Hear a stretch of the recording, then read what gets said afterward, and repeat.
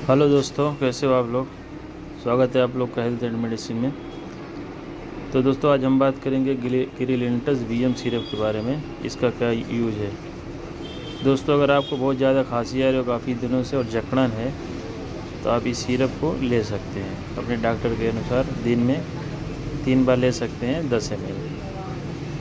दोस्तों, इसका रिज़ल्ट बहुत ही अच्छा है और इसको जो है ये STB फार्मास्यूटिकल कंपनी द्वारा बनाया जाता है और इसकी MRP जो है वो है 116 रुपये। तो दोस्तों, ये खांसी के लिए बहुत ही अच्छा सिरप है। Thank you for watching.